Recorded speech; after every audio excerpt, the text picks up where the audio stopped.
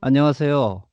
워싱턴에서 벌어지는 각종 정치 외교 현안을 현지 시각에서 생생하고 객관적으로 전해드리는 인사이드 워싱턴입니다.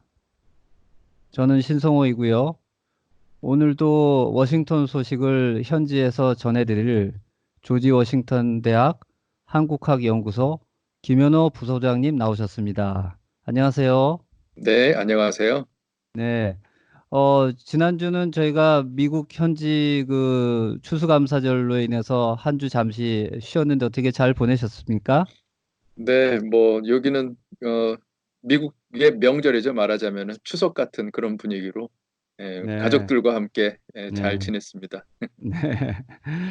자, 그 와중에도 뭐 여전히 우리 워싱턴을 중심으로 한 많은 뉴스들이 나오고 있는데요. 네, 어, 먼저 우선 오늘 첫 번째로는 역시 제일 뭐 중요한 우리 트럼프 대통령 관련해서 그 지금 탄핵이 계속 민주당을 중심으로 진행되고 있죠. 지금까지 경과가 어떻게 되고 있는지 좀 말씀해 주시면 감사하겠습니다. 네, 그 추수감사절 때 이제 잠깐 쉬었고요. 연휴가 끝나자마자 이제 바로 그 탄핵 이 절차가 다시 이제 개시가 됐는데요. 네, 그래서 지금 거의 뭐 마무리 단계인 것 같아요. 하원에서는. 그래서 일단 네, 그 하원 정보위원회가 탄핵 조사 보고서 뭐 300페이지나 된다는데 네, 네, 이거를 이제 자세하게 그동안에 있었던 그 청문회 결과를 다 정리해서 법사위로 넘겼고요. 네, 뭐 당연히 이제 트럼프의 위법 행위가 있었고 뭐 사법 방해가 있었다 이렇게 이제 탄핵을 어, 해야 한다 이런 식으로 결론이 난 거고 네, 보고서에서는 그래서 네, 이제 법사위가 이걸 넘겨받아갖고 네, 탄핵 소추안을 이제 지금 작성 중이라고 합니다. 네, 그래서 이번 주 12월 둘째 주에 네, 이제 이게 소추안이 다 완성이 돼서 법사위에 제출되면 법사위원회에서 이제 일단 표결을 할 예정이라고 법사위원장 본인이 뭐 이제 할 수 있다 이번 주에 뭐 이렇게 얘기를 네, 했으니까요. 굉장히 네. 빨리빨리 진행되고 있는 거죠. 그러네요. 과거 뭐 우리가 이미 얘기했지만 빌 클린턴 당시나 대통령 아니면 저 닉슨 대통령 당시에는 뭐 이게 몇 년씩 이게 진행이 됐잖아요. 근데 이번에는 빨리빨리 민주당 측에서 진행을 시키고 있네요. 네, 그 이제 내년에 대선이 있다는 게 그게 제일 네, 큰 영향을 준 것 같아요. 그래서 민주당도 빨리빨리 끝내자. 네, 예, 그래서 이제 이번 주 안에 법사위에서 표결이 되면 그 다음에는 이제 하원 본회의로 넘겨서 전체 표결을 붙이는데 이 과반수 네, 이상 이제 찬성 받으면은 탄핵 발의가 이제 이거 시작이 되는 거고요. 네, 결정이 되는 거고. 네. 그래서 그게 상원으로 넘어가면 이제 탄핵 여부를 이제 최종 심판하는 탄핵 심판 그렇죠. 절차. 네, 이제 네. 그게 시작되는 거죠. 네. 그래서 지금까지 이제 진행 상황을 간단하게 좀, 요약해서 말씀드리면, 하원에서, 민주당이 지금 사실 다수를 장악하고 있는 하원에서 탄핵 발의가 시작돼서 그 절차를 지금 밟고 있는 중인데, 그것도 첫 번째 소위원회에서 과연 이게 어떤 일들이 벌어졌는지를 이제 조사를 한 거고요. 그걸 중심으로, 충분하게 탄핵 사유가 되는 트럼프 대통령의 비위 행위가 드러났다라고 이제 결론을 내리고 이걸 법사위에서 이제 또 넘겨서 지금 현재 그것이 진행되고 있는데 법사위에서는 정보위에서 가져온 그러한 내용들이 과연 정말로 이 법적으로 따져서 탄핵감이냐 이걸 지금 이제 청문회를 하고 있는 걸로 알고 있습니다. 그래서 뭐 지난주에도 보면 미국 뭐 하버드 대학, 스탠포드 대학, 뭐 미시건 대학 최고 헌법학자들이 나와가지고 본인들의 의견을 밝혔죠. 이거는 충분히 탄핵 사유가 된다. 그런 것이 이루어지고 있는 거죠, 지금 현재. 예, 그러니까 네 명이 나왔는데 세 명은 민주당에서 이제 부른 사람들이라 당연히 이제 민주당의 그 입장하고 이제 그 같은 내용들을 증언을 했고요. 네, 그리고 한 명은 이제 공화당 추천 인물인데 공화당 쪽 입장을 이제 두둔하는 그런 내용이었어요. 그래서 그렇죠. 민주당 쪽은 뭐 당연히 이제 대통령이 네. 어, 그 우크라이나에 대한 군사 지원 이거를 그 하나의 빌미로해서. 네. 저 말하자면 뇌물처럼 대가성을 그렇죠. 가지고 음. 우크라이나하고 뭔가 딜을 하려고 했다. 그래서 네. 그 조 바이든 그 전 부통령에 대한 그 조사를 하게 만들었다는 식으로 해서 지금 네. 민주당 안에서는 그래서 이거를 뇌물죄, 그러니까는 그 대통령 탄핵 사유가 헌법에 정해진 거를 보면은 네. 뇌물, 그 다음에 권한 남용, 네. 이런 게 이게 아주 굉장히 중요한 건데 이 두 가지를 지금 집어넣으려고 하는 것 같고요. 아직 뭐 네. 정확하게 이제 정해지진 않았다고 하는데, 네. 그 두 부분은 우크라이나 이 스캔들을 보면은 명확하지 않느냐. 이게 이제 민주당과 또 그다음에 헌법학자들, 민주당이 초대한 헌법학자들의 그 공통된 입장이고, 네. 그리고 여기에 더해서 이제 뮬러 특검이 그 러시아 스캔들 그걸 조사했는데 네. 그 과정에서 트럼프 대통령이 사법 방해를 했던 그 네. 사실도 지금 이 탄핵 사유에 집어넣을까 말까 지금 검토 중이라고 합니다. 이제 영어 표현으로는 그걸 obstruction of justice 뭐 이런 식으로 하는 거죠. 사법방해라는 것이. 그렇죠. 그러니까는 그 뮬러 특검이 이제 그 백악관 관리들이나 뭐 여러 이제 그 관계자들을 불러다가 조사를 했는데 그 네. 와중에 이제 트럼프 대통령이 그거를 막거나 아니면 가서 거짓말하라고 그렇죠. 그렇게 이제 종용을 한 그 음. 행위 자체가 음. 사법 방해다. 네. 이렇게 뭐 판단할 만한 충분한 근거가 있다. 이게 이제 민주당 쪽 얘기죠. 그게 이제 닉슨 대통령도 그 사유로 사실 결정적으로 탄핵 궁지에 몰려서 마지막에 본인이 사임을 한 거죠. 네, 그러니까 이게 상당히 그 심각한 문제이긴 한데, 네.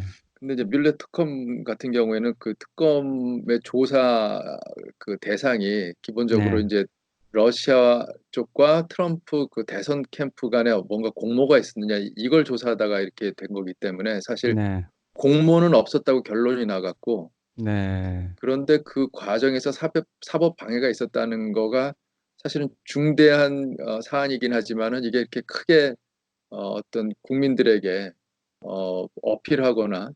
정치적으로 뭐 이렇게 큰 그 충격을 주진 않았어요.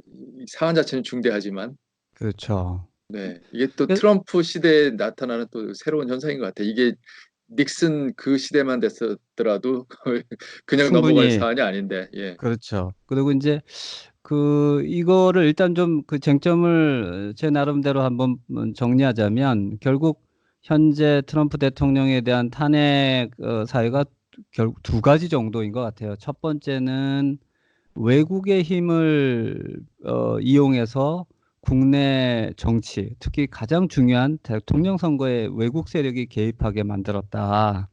그게 이제 초대를 한 거죠. 네, 말하자면. 예. 지난번 그 러시아 지난번 선거에서는 러시아한테 대놓고 뭐 힐러리 후보에 뭐 뒷조사를 해서 나한테 줘라 뭐 이런 식으로 선거 유세 중에 막 그렇게까지 말을 했잖아요. 뭐 그런 네. 사안 속에서 이번에는 다음번 선거에서 더구나 또 반대 유력한 주자인 바이든 대통령에 대한 뒷조사를 이제 트럼프 대통령이 더구나 그 군사 원조를 빌미로 요구했다는 뭐 이런 이제 큰 그 한 가지 쟁점이 있고, 그러니까 외국 세력을 국내 정치에 끌어들였다.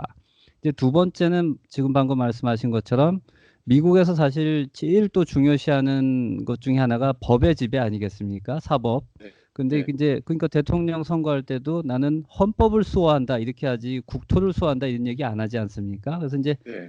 법을 수호하는 게 대통령의 가장 중요한 그 임무인데 대통령 스스로가 그 법적 절차를 뭐 왜곡한다든지 은폐하고 조작하려고 하면 이거는 중대한 이제 탄핵 사유가 된다. 이렇게 이제 미국 사람들은 여기는 것 같아요.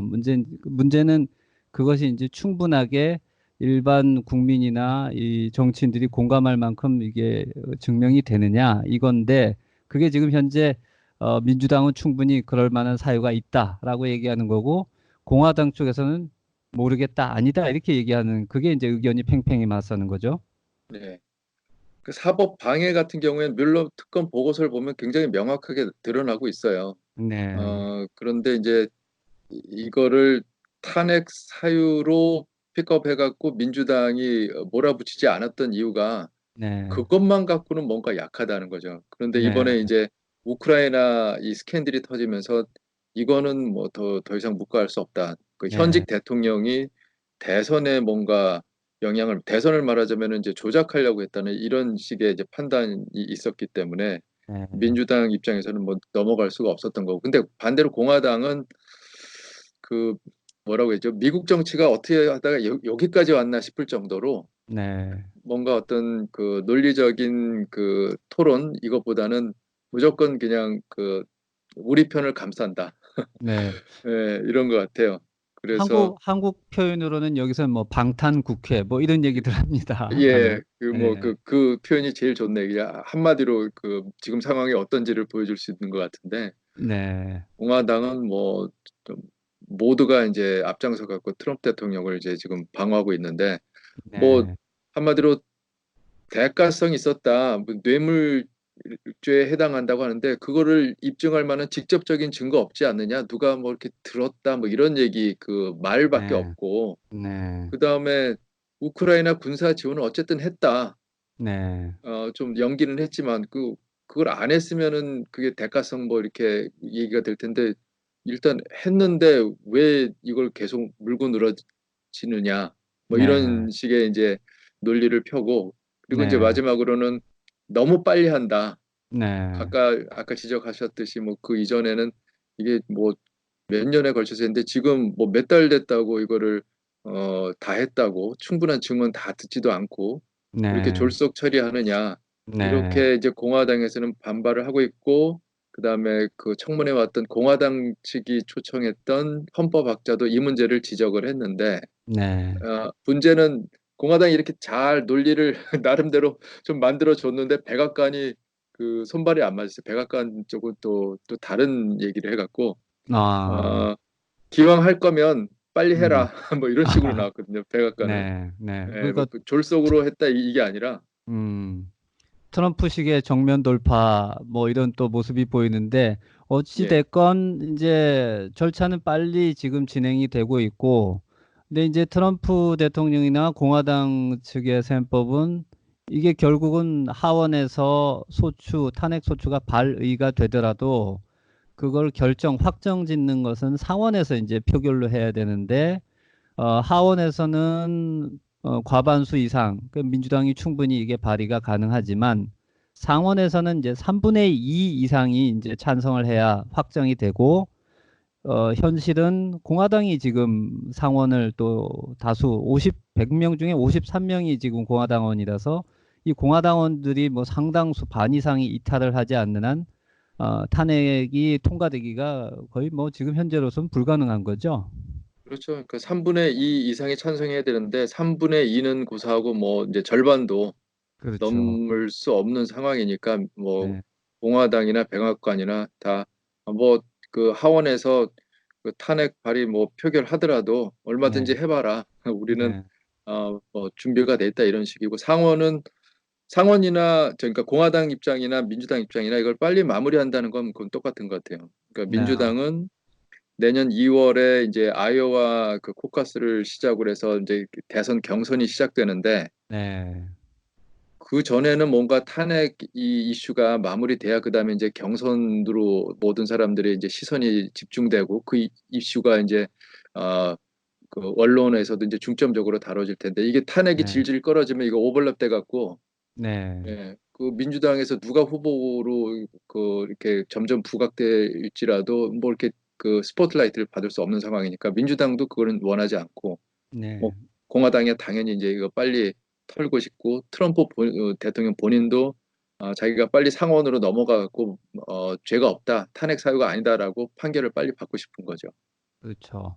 그 지금 결국은 변수는 이제 내년 대선, 본격화되는 대선인 것 같고 이 속에서 서로들 셈법들이 복잡하게 돌아가고 있는 것 같습니다. 사실 뭐 지금까지 저희가 계속 트럼프 대통령 탄핵 얘기만 하다가 정작 또 한편으로 중요한 그 민주당 쪽에서 지금 어떤 사람이 후보가 되고 있고 뭐 경선이 어떻게 진행되고 한창 지금 대선 토론이 진행 중인데 거기에 대해서는 거의 뭐 얘기할 만한 저희가 시간이 없었습니다. 언제 한번 또 조만간 그리고 내년에 당장 이제 대선이 시작되면 그쪽 민주당 관련 쪽 얘기도 좀 나누어 보면 좋겠습니다. 네, 사실 뭐 그 사이에 좀 뉴스들이 있었어요. 그러니까 조 바이든이 앞서는 갔지만 뭔가 좀 이 우크라이나 이 스캔들 때문에 조 바이든도 사실은 상당히 그 상처를 입었고요. 그렇죠. 그다음에 그 몇몇 좀 눈에 띄던 그 음, 후보들이 이제 음. 중간에 스스로 이제 어, 경선 출마를 포기한 사람들도 있고 그래서 조금씩 예. 정리되는 그런 분위기이긴 하지만 조 바이든이 점점 뭔가 좀 입지가 약화되는 예, 네. 그런 좀 복잡한 상황입니다.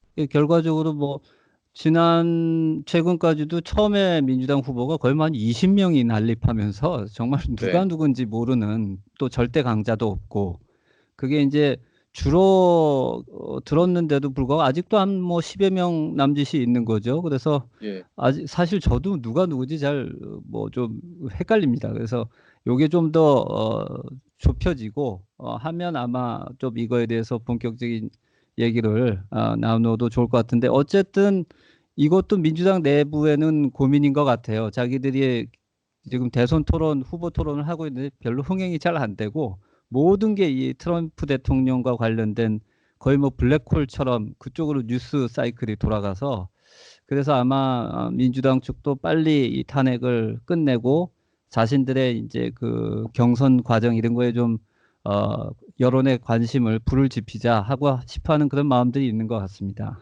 네, 맞습니다. 네, 오늘은 뭐 트럼프 대통령 탄핵 관련 이야기는 이 정도에서 우선 정리하고 물론 앞으로도 계속 또 다른 그 소식이 있으면 다시 같이 한번 이야기 전해주시면 감사하겠습니다. 네.